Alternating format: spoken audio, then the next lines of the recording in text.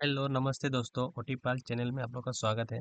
आज हम इस वीडियो में देखेंगे प्रीवियस ईयर के जो ओटी टेक्नीशियन या ओटी असिस्टेंट के क्वेश्चन पेपर है उसको एनालिसिस करेंगे इस वीडियो में।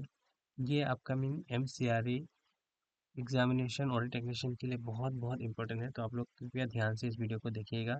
अगर हमारे चैनल को आप सब्सक्राइब नहीं किया है तो प्लीज़ सब्सक्राइब कीजिए, और कुछ भी डाउट हो तो आप लोग कमेंट सेक्शन में बोल दीजिएगा। थैंक यू दोस्तों। चलिए वीडियो को अभी टाइम वेस्ट ना करते हुए आगे बढ़ते हैं। तो फर्स्ट क्वेश्चन है, why early detection of rising level of local anaesthetic in the plasma is critical. Option A है to ensure the effective pain management, option B to avoid systemic toxicity, option C to prolong the duration of anaesthesia, option D to prevent local tissue damage. तो इसका जो correct answer है वो है to B, to avoid systemic toxicity. Explanation जो दिया गया है दोस्तों, ये मैं डिस्कस नहीं करूँगा, क्योंकि अगर हम लोग बहुत सारा क्वेश्चन लेने वाले हैं तो अगर हर एक का एक्सप्लेनेशन हम लोग बोलते जाएंगे तो बहुत टाइम वीडियो जो बहुत प्रॉब्लम हो जाएगा। तो मैं चाहता हूँ कि एक्सप्लेनेशन आप लोग खुद करें वीडियो को पॉज करके, और कुछ भी डाउट हो तो कमेंट सेक्शन में बोलिएगा, मैं एक्सप्लेनेशन कर दूंगा आपको। ठीक है दोस्तों, चलिए। सेकंड क्वेश्चन है, which of the following is essential while preparing for administrations of spinal anesthesia। इसका जो ऑप्शंस है, ability of an oxygen source, and B immediate access to emergency drugs and resuscitation equipment, option C monitoring and sedation of the patient, and option D all of the above. तो इसका जो correct answer है all of the above, क्योंकि हम लोग जो spinal anaesthesia का administration देते हैं, उनको प्रिपरेशन है, इसमें सारे हैं ऊपर जो मेंशन किए गए हैं सबको हम लोग प्रिपेयर करते हैं। ठीक है, तो चलिए ऑप्शन सी थर्ड देखते हैं हम लोग। इसमें पूछा है, विच of the following is an amino amide based local anaesthetics. तो दोस्तों इसमें एक सिंपल और इजी ट्रिक है आप लोगों को एमिनो एमाइड और एमिनो एस्टाइड्स को पहचानने के लिए। जैसे कि आप लोग ऑप्शन ए में देख रहे हैं प्रोकेन, ऑप्शन सी में सॉरी इसमें सी नहीं बी होगा लिडोकेन, ऑप्शन सी में बी में देख रहा है, मतलब इधर सी होना चाहिए म्यूकेन, और डी में कोकेन। तो इसमें से सारे लोकल एनेस्थेटिक ही है, आपको पता होगा। इसमें से सब में मतलब तीनों में लिडोकेन को छोड़ के सिंगल आए है, लेकिन जो सी है एक्चुअली बी होना चाहिए लिडोकेन, उसमें सिर्फ डबल आए। तो हमेशा याद रखिए एमिनो एमाइड में दो आय होता है और एस्टर में एक ही आय होता है। तो इसमें ऑप्शन क्या होगा करेक्ट, लिडोकेन। जैसे कि आप लोग को नीचे भी दिए एक्सप्लेनेशन में दिए गए हैं, स्टार्स में देखिए आप सिर्फ सिंगल आई देखेंगे, डबल आई कहीं नहीं मिलेगा। लेकिन एमिनो एमाइड में आपको लिडोकेन, बुइबिकेन, रोइबिकेन, मिलोकेन, मेपिबिकेन सब में डबल आई होगा। ठीक है दोस्तों, समझ गए। चलिए अभी आगे बढ़ते हैं हम लोग। ऑप्शन कुछ एमसीक्यू फॉर्म में क्या दिया, what is the main advantage of bupivacaine as a local anaesthetic. इसमें जो ऑप्शन ए में दिया rapid onset of action, option B long duration of action, option C minimal lipid solubility, and D में जो low risk of कार्डियोटॉक्सिटी। इसका correct जो answer है वो लॉन्ग ड्यूरेशन ऑफ एक्शन की वजह से हम लोग लेते हैं, और उसका मेन एडवांटेज भी यही है। तो चलिए आगे बढ़ते हैं हम लोग। एमसीक्यू 5 में दिया, what is the primary characteristic of morphine onset of action. इसका जो ऑप्शन ए है rapid onset within 5 minutes, option B immediate effect, option C delayed onset of more than 2 hour, and onset of action takes 30 to 60 minute. इसका जो correct answer है वो है option D, onset of action takes 30 to 60 minute. इसलिए morphine को हम लोग कई केस में नहीं लेते, क्योंकि इसका ऑनसेट जो एक्शन बहुत प्रोलंग है, लगभग हाफ एन आवर से 1 आवर तक।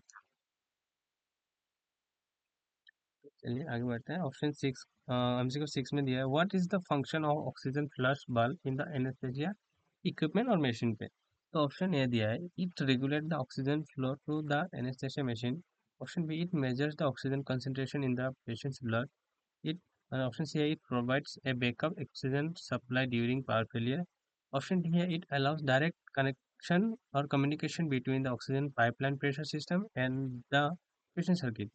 तो जो ऑक्सीजन फ्लश बल्ब है, इसका मेन काम ही यही है कि अगर पेशेंट हाइपोक्सिया ड्राइव में चले गए तो उस टाइम को हम लोग अर्जेंट और इमरजेंसी ऑक्सीजन देना पड़ता है हाई लेवल। तो हम लोग कैसे देंगे, वो एक कम्युनिकेशन मतलब बाईपास सिस्टम है जो इंटरमीडिएट सिस्टम का इंटरमीडिएट प्रेशर सिस्टम को एनेस्थीसिया उसको बाईपास करके हाई लेवल से डायरेक्ट पेशेंट सर्किट तक 35 to 75 लीटर पर मिनट स्पीड से ऑक्सीजन प्रोवाइड करते हैं।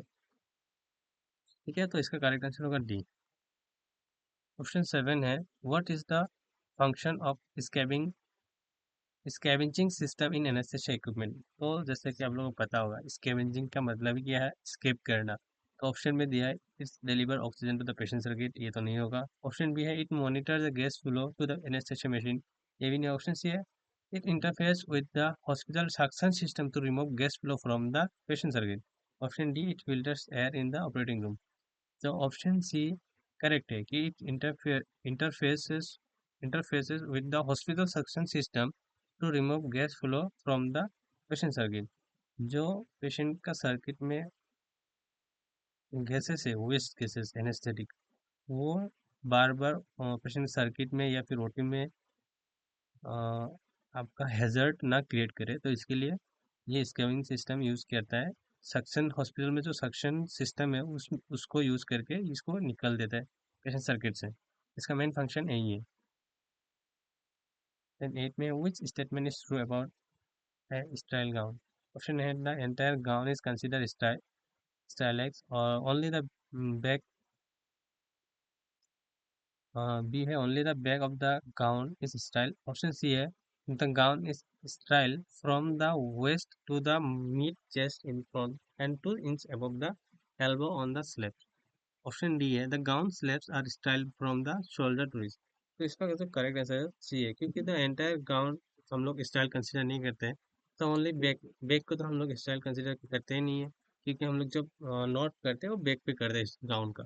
ऑप्शन सी जो है वो करेक्ट आंसर, क्योंकि gown is style from the waist to mid chest. जो वेस्ट से हम लोग मिड चेस्ट को हम लोग ऑपरेटिंग में वो डायरेक्टली कांटेक्ट भी होता है, तो उसको हम लोग स्टाइल मानते हैं। और क्या बोला है, 2 inch above the elbow and sleeves on the sleeves. और नंबर 9 जो है रिक्रूटमेंट और रिक्वायरमेंट्स फॉर ब्रीदिंग सिस्टम। जो ब्रीदिंग सिस्टम है उसका रिक्वायरमेंट्स क्या है इसमें पूछा गया। Option A deliver of oxygen can be reliably deliver to the patient at the desired concentration and easily adjusted. Option B है इफेक्टिवली रिमूव कार्बन डाइऑक्साइड।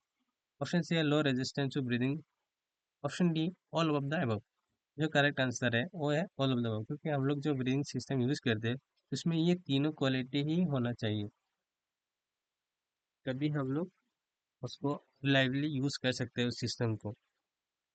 क्योंकि उसमें जो हम लोग पेशेंट का एक्सेल CO2 है उसको भी इफेक्टिवली रिमूव होना चाहिए, और जो रेजिस्टेंस है ऑक्सीजन या फिर अदर एयर का रिमूव हो या फिर एंटर हो, उसको भी हम लोग इतना लो रेजिस्टेंस जितना होगा उतना हम लोग इफेक्टिव ब्रीदिंग सिस्टम माना जाएगा।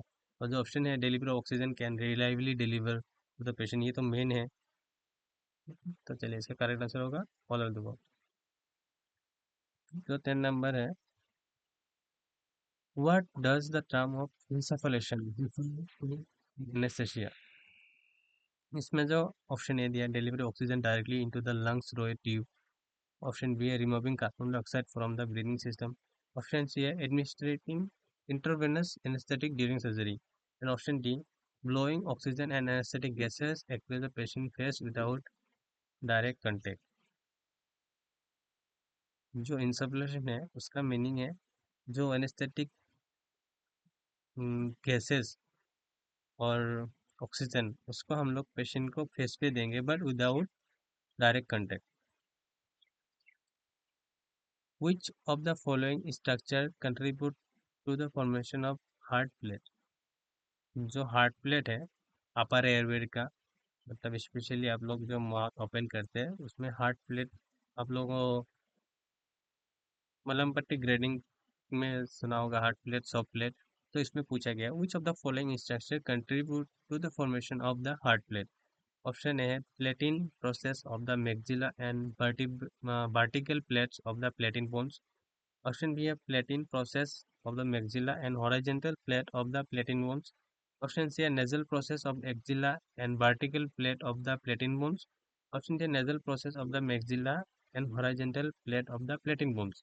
इसका जो करेक्ट आंसर है वो है B, palatine process of the maxilla and horizontal plate of the palatine bones.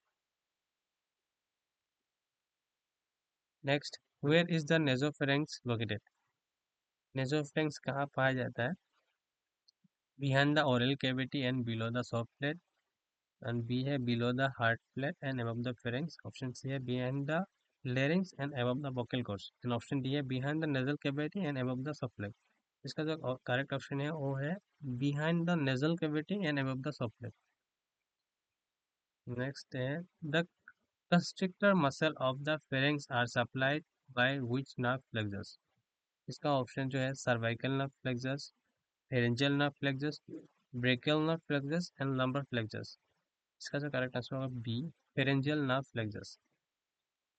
Next, the nerve supply of the larynx come from, जो लेरिंग्स है उसको कौन सा नर्व सप्लाई करते हैं? उसमें ऑप्शन में दिया गया फर्स्ट में trigeminal nerve by mandibular branch, option B है facial nerve by its temporal and zygomatic branches.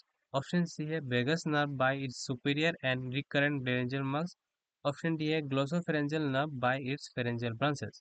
इसका जो करेक्ट आंसर है वो है सी, vagus nerve by its superior and recurrent laryngeal branches. Next है during inhalation the vocal cords are in which position to reduce resistance to inward gas flow? इसका correct answer है B, abducted. लेकिन option में जो दिया है adducted और tense और एबडक्टेड, इसका करेक्ट आंसर होगा एबडक्टेड। नेक्स्ट है a pre operative cardiovascular system review should include questions about hypertension, angina, myocardial infarction, all of the above. तो इसका जो करेक्ट आंसर है ऑल ऑफ द अबव, क्योंकि हम लोग प्री ऑपरेटिव में कार्डियोवास्कुलर सिस्टम को एनालाइज और असेसमेंट के लिए हम लोग पेशेंट का बीपी चेक करते हैं और हिस्ट्री भी लेते हैं हाइपरटेंसिव में, और एंजाइना भी चेक करते हैं और माइग्रेन इन्फेक्शन का भी हिस्ट्री लेते हैं। नेक्स्ट है which of the following condition increase the risk of post operative respiratory failure? Asthma और सीओपीडी और एनीमिया। तो जो एनीमिया है हम लोग लेते नहीं है, इसमें तो करेक्ट आंसर का बोथ ए एंड बी, क्योंकि दोनों ही रेस्पिरेटरी कंडीशन है और डिजीज है। नेक्स्ट है the pneumatic components of an anesthesia machine are classified into high pressure, intermediate pressure, low pressure and all of the above। ये सबको पता होगा ओटी का स्टूडेंट, क्योंकि हम लोग ओटी में जब एनेस्थेशिया मशीन पढ़ाई करते हैं तो हम लोग का बेसिकली तीन ही सिस्टम पढ़ाए जाते हैं, और ये हम लोग का हर एक सेमिस्टर में पढ़ाया जाता है। ऑर्केस्ट्रेशन के बारे में जब पढ़ाया जाता है तब ये आता ही है, high pressure, intermediate, low pressure, तो सबको बताएगा all of the above correct answer है। नेक्स्ट है medical gases are delivered to the anesthesia machine by manual pumping, pipeline or cylinder, electrical generation of gas and direct extractions from the atmosphere। इसका जो correct answer होगा pipeline और cylinder. Next है which of the following monitoring techniques is routinely recommended for all types of anesthesia? इसका जो correct answer दिया गया है वो है D, all of the above, क्योंकि देखिए इधर पल्स ऑक्सीमीटर भी है, ए ईसीजी भी है और एबीजी भी हम लोग देखते हैं इसमें। जो क्योंकि हम लोग इसमें एक से एक इम्पोर्टेंट थिंग है, इसमें पूछा गया है रूटीनली रिकमेंडेड, लेकिन हम लोग एबीजी को रूटीनली आर्टेरियल ब्लड प्रेशर जो होता है आप लोग मतलब सब, मुझे भी ऐसा लगा था फर्स्ट टाइम जब देखा था कि आर्टेरियल ब्लड प्रेशर मेजरमेंट, तो ये हम लोग एबीजी आ जाता है कि सॉरी सॉरी सॉरी सॉरी दोस्तों, माफ कीजिए, ये आर्टेरियल ब्लड प्रेशर एबीजी में नहीं आता है। ये आर्टेरियल मतलब हम लोग स्पाइकोमीटर से हम लोग जो मेजर करते हैं वो होता है आर्टेरियल ब्लड प्रेशर मेजरमेंट, जो हम लोग नॉर्मली मेजर करते हैं। ठीक है, चलिए। Which of the following is organelle is responsible for energy production in the cell? Option है lysosome, Golgi apparatus, endoplasmic reticulum, mitochondria. सबको बताएगा energy production in the cell is mitochondria, class 7-8 से पढ़ाया जाता है। नेक्स्ट है how many cervical vertebra is present in the vertebral column? इसमें दिया गया है बस सर्वाइकल वर्टिब्रा कॉलम में कितना है, सबको पता होगा C7, then cervical, then thoracic में 12, देन लंबर में 5, सैक्रल में 5, देन थोरैक्स में 5 आता है। ठीक है,